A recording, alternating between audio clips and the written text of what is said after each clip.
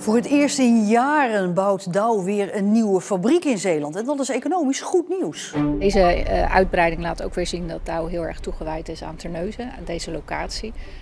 Volgend jaar bestaan we 60 jaar, dus het zou mooi zijn als we dat met 60 jaar kunnen verdubbelen. En verder in deze Zeeland nu. Boombandensnijder niet de cel in. En zonder kennis aan de slag bij de RUT.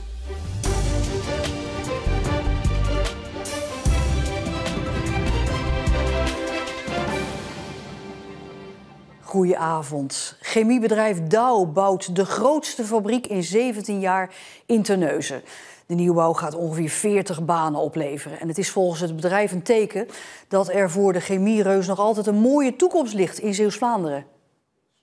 Het zijn mooie woorden voor Galligje. Een alkoxyleringsreactor en een stolinstallatie. Ze worden momenteel gebouwd door chemiebedrijf Dow in Terneuzen. En dat is bijzonder. Ontzettend bijzonder. We zijn er ook enorm trots op. Het is al lang geleden dat we voor Dow in Europa een dergelijke investering of uitbreiding hebben kunnen doen. Dus nogmaals, heel bijzonder. De reactor werd onlangs midden in de nacht dwars door Zeeuws-Vlaanderen naar de bouwplaats getransporteerd. Geen alledaagse klus. Inderdaad, we praten hier over een zogenaamde congealer. Dat is een structuur van 65 meter hoog. Dat is een nieuwe landmark voor de Terneuzen-locatie. Een ander hoog gebouw op de site is de zogenaamde koeltoren die 72 meter hoog is. De bouwplaats is op het al bestaande terrein van Dow in Terneuzen, net na de Westerschelde-tunnel. De fabriek moet helpen om de groei van de farmaceutische en huishoudelijke markt te ondersteunen. Want daar zit de toekomst. Je moet je voorstellen dat een van de producten die gemaakt wordt, die komt terecht. Die heeft een laxerende werking. Dus die wordt onder andere gebruikt voor opsporing, preventief onderzoek van darmkanker. Een ander product komt in de huishoudelijk segment. En dat zorgt dat je was wat langer goed ruikt. Dus hoef je minder te vaak te wassen. Het is al 17 jaar geleden dat Dow in Europa zo'n grote faciliteit bouwde. En dat maakt het ook voor het personeel interessant. Wel een voorrecht om hier onderdeel van te mogen zijn. Gezamenlijk met heel veel mensen werken we hier aan om dit project toch tot een goed eind te brengen. Mijn Amerikaanse collega's zeggen wel eens it takes a village. Dus eigenlijk wat we daarmee bedoelen is dat er heel veel diverse mensen van verschillende functies nodig zijn om zo'n project tot een goed eind te brengen. Hoeveel de bouw kost wil Dow niet zeggen. Het is een beursgenoteerd bedrijf, dus dat is geheime informatie.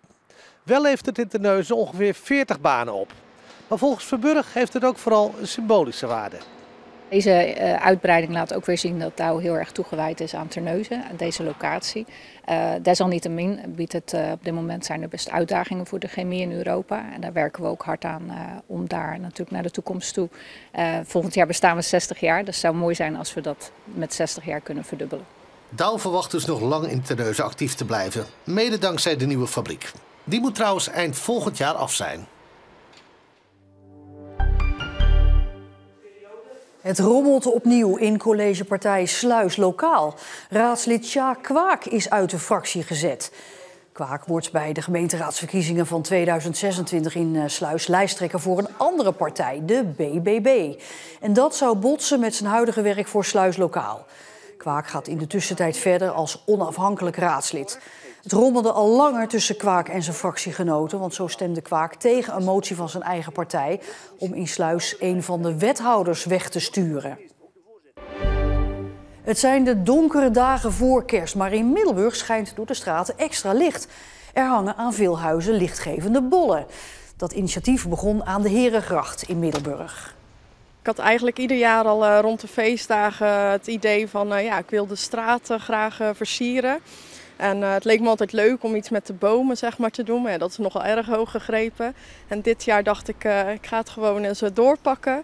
En zo kwamen we eigenlijk tot het idee om met de bollen te beginnen. En inmiddels hebben dus veel inwoners van de stad de lichtgevende bollen opgehangen.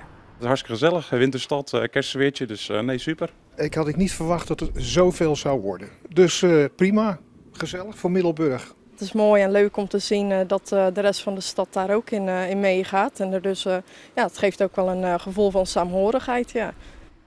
En volgend jaar hopen de initiatiefnemers nog meer bollen in Middelburg te zien. Een drukke dag vandaag bij de rechtbank in Middelburg. Vandaag werd duidelijk welke straf de spoorduwer kreeg. En dat geldt ook voor de zogenoemde boombandensnijder. Eerst een 22-jarige man uit Delft die in maart dit jaar een 36-jarige Vlissinger van het perron op het spoor in Vlissingen duwde. De twee mannen kenden elkaar niet. Het slachtoffer brak daarbij zijn been, maar de man uit Delft hoeft niet terug naar de gevangenis. En bij de rechtbank in Middelburg staat verslaggever Rick Bolt. Rick, ja, deze man uit Delft hoeft dus niet terug naar de gevangenis. Waarom niet?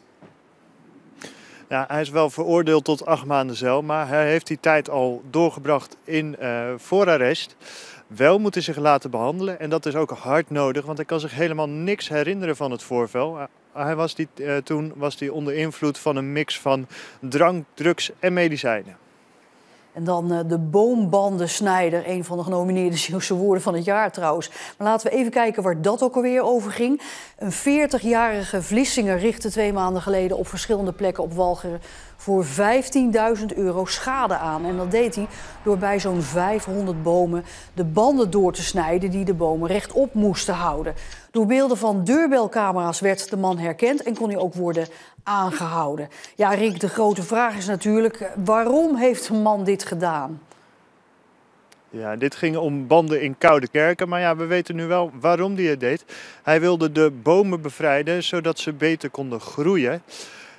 De man heeft psychische problemen en slikte in die tijd geen medicijnen. En welke straf heeft hij nou te horen gekregen? De rechter veroordeelde hem schuldig zonder straf. Hij kan dus doorgaan met zijn behandeling. Maar hij moet in februari wel opnieuw voorkomen. En dan gaat het opnieuw over het doorsnijden van boombanden. Dank je, Rick Bolt, bij de rechtbank.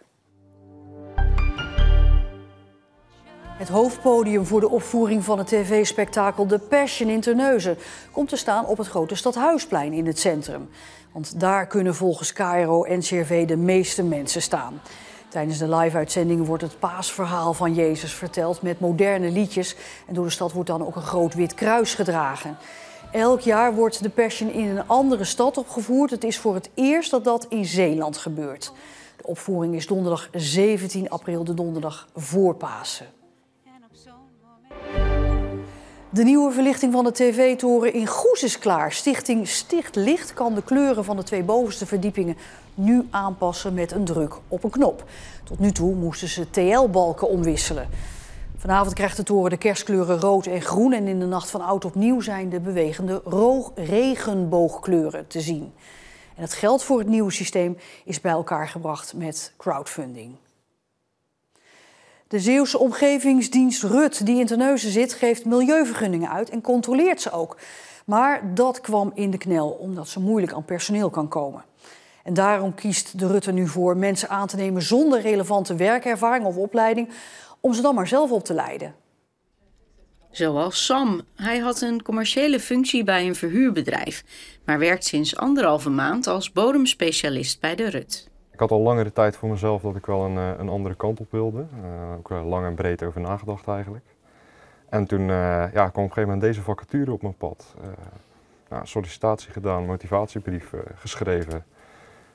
Uitgenodigd voor een gesprek. En eigenlijk nog enthousiaster dan dat ik binnenkwam naar buiten gelopen. En gelukkig was dat wederzijds. De RUT zorgt voor de Zeeuwse gemeente en de provincie dat milieuregels worden nageleefd. Medewerkers verlenen vergunningen en voeren inspecties uit. Bodemspecialisten zoals Sam beoordelen of er in de grond gewerkt mag worden of dat er bodemonderzoek nodig is. Eerder dit jaar bleek dat de RUT achterstanden heeft door personeelsgebrek en door jarenlange bezuinigingen. De organisatie heeft dus grote behoefte aan nieuwe medewerkers. De komende jaren moeten er 40 personeelsleden bij om al het werk te kunnen doen. Er is een grote werkdruk. De werkvoorraad was te groot en we hadden problemen met alles tijdig afgerond te krijgen. Met versterkingen erbij hopen we het binnenkort op orde te krijgen. En dat we de werkvoorraad in handen kunnen houden. De RUT houdt zich bijvoorbeeld bezig met inspecties van bedrijven, milieuvergunningen en controles van lozingen. Daarvoor is specialistische kennis nodig. Omdat er te weinig mensen rondlopen die zulke kennis in huis hebben, worden ze intern opgeleid. Ik weet wel dat er mensen zijn aangenomen, onder andere bij toezicht, maar ook bij vergunningverlenen. Mensen die geen ervaring hebben in het vakgebied, maar die wel daarvoor opgeleid worden en de ruimte krijgen om zich ook te ontwikkelen in de richting waar hun interesses liggen. Een van die mensen is Paula Maas. Zij werkte eerst bij Douw en bij Rijkswaterstaat. Er valt nog een heleboel te leren, maar ik heb wel gewoon de tijd om het te leren. Dus dat neemt ook wel een beetje de druk weg. Je moet een beetje balans vinden tussen productie en leren. Maar dat lukt goed met de hulp van collega's. Edwin Moisson helpt Paula en Sam om hun nieuwe vakken onder de knie te krijgen. Ik vind het wel leuk. Persoonlijk vind ik het leuk om mensen dingen te leren. En het zijn slimme mensen die ook de werkzaamheden of de taken en het goed oppakken. Volleerd ben je in principe nooit, maar het is wel de bedoeling dat ik binnen een termijn van een half jaar toch redelijk zelfstandig de basistaken kan uitvoeren. En daarnaast natuurlijk gewoon bezig blijf om die kennis uit te breiden en steeds nog specialistischer te worden eigenlijk. Paula Maas vindt het fijn dat ze nu werk doet dat maatschappelijk relevant is. Het geeft toch wel een goed gevoel als je 's avonds thuis komt en je hebt het idee dat je iets hebt kunnen bijdragen. De RUT Zeeland is niet de enige omgevingsdienst die kampt met personeelsgebrek. De problemen spelen in het hele land.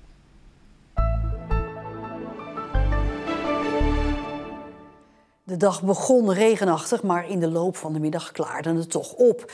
De temperatuur daalde in de loop van de dag wel van 12 naar 7 tot 8 graden door een naar noordwest gedraaide wind. Vanavond en vannacht toch weer regen, misschien ook nog hagel. En ook de komende dagen blijven wisselvallig met af en toe een zonnetje tussen de buien door. En tot zover deze Zeeland Nu. Morgen zijn we weer bij u terug. Ik wens u nog een hele fijne avond.